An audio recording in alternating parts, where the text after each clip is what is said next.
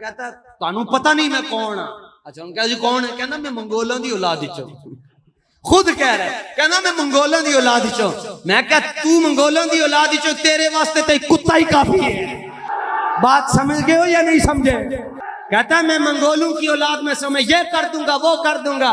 میں کہا تینوں پتہ ہے کوئی حضور دا کوئی ایک کتا اٹھے گا جیڑا تیری گردن تے ہاتھ رکھ کے تیرے دو ٹوٹے کر کے رکھ چھڑے. ہن مرزا جیل میں بولے گا وہ جی غصبہ کہاں سے چلے گئے؟ ایک کتے دے دماغ میں جو پاؤنک تو سوا ککھ نہیں آؤں.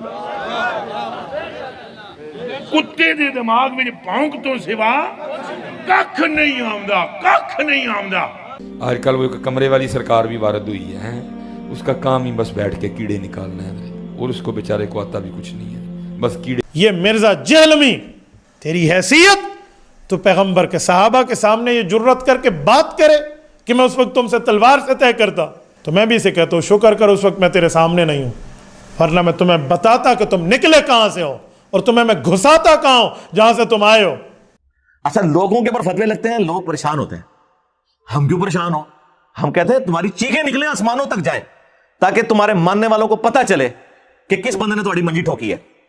اور پھر وہ میری ویڈیوز دیکھیں, پھر میں ان کو بتاؤں کہ تمہارے ایک ابے نے لا الہ الا اللہ اشرف علی رسول اللہ کو انڈورس کیا ہے اور ختم نبوت کانفرنسز کرا رہے ہیں اور اپنے ابوں نے ان کلموں کو انڈورس کیا ہوا ہے. دیوبندیوں کے بابا جی نے اور بریلویوں کے بابا جی نے چشتی رسول اللہ کلمہ پڑھوایا ہوا ہے, چھاپا ہوا ہے, اور ان کے ماننے والوں نے مناظرے کیے ہیں. سب سے بڑھ کر اعلیٰ حضرت نے اس کتاب کی تعریف کی ہے سبع سنابل کی, جس کے اندر یہ چشتی رسول اللہ موجود ہے. کہتے نہیں جی اینڈ پہ انہوں نے فرمایا کہ جی میں کیا ہوں, میں تو حضور کے کمینے غلاموں میں سے غلام ہوں. کمینے ہی نکلے ہیں تو کمینیا, ایک کمینہ ہی حرکت کر سکتا ہے, کمینگی کی تھی, کمینے غلاموں میں سے غلام ہوں. یعنی پورا مزہ لینے کے بعد ٹھیک ہے اپنی بزرگی کا, اور اینڈ پہ یہ کر دیا. ٹھیک ہے, تو یہ تو لہذا میں جب ڈسکس کر رہا ہوں تو مجھے آپ یہ نہ سمجھیں کہ میں باقی لوگوں کی طرح ہوں کہ میں کسی سے آ کے رو رو کے بھیک مانگ رہا ہوں. نہ نٹو ادھر ہوں. ٹھیک ہے, اور آج تو میں یہ بات کر سکتا ہوں, آج سے 12 سال پہلے کرتا تو آپ لوگ کہتے یار اہم ہی چڑھتا پہ. تو دیکھ لینا ان کی 1000 سال کی امپائرز الٹ نہیں دی ہیں. جن کے نام بڑے احترام سے لوگ لیتے تھے آج ان کے ناموں کی میمز بن رہی ہیں. ہاں, اور نبی الاسلام کی مبارک دعوت جس طرح آج امت کے سامنے آئی ہے. ہم چھوٹے چھوٹے تھے تو ہمیں بابوں اور بزرگوں کے واقعات سنائے جاتے تھے. سرکار دیکھیں آج بچے جو ہیں وہ بات ہی صرف رسول اللہ کی کر رہے ہیں صلی اللہ علیہ وسلم. ہے نہیں, وہ کہہ رہے ہیں میرے نبی سا ہے ہی کوئی نہیں, تیرے بابے تھے شے ہی کوئی نہیں. ہاں جی, یہ آپ نے فرق دیکھا. ان کا عشق رسول صرف جلسے جلوس تک تھا, اور ان جلسوں میں بھی سرکار غوث اعظم نظر کرم خدا رہا, اور یہ محفل میلاد اور سرکار غوث اعظم. ہم خود جمعے کے یعنی نماز سے پہلے وہ جو پہلی اذان اور دوسری اذان میں جو وقفہ ہوتا ہے نا, اس کے دوران نعتیں پڑھتے ہیں, اور نعتیں یہ پڑھ رہے ہوتے تھے, ہمیں پتہ نہیں تھا یہ نعت ہے یہ عبد القادر جیلانی کو پکارا جا رہا ہے. تو انہوں نے مکے مدینے کے نام کے اوپر سواریاں سوار کی اور اتاری جا کے دیوبند شریف, بریلی شریف, بغداد شریف, اجمیر شریف.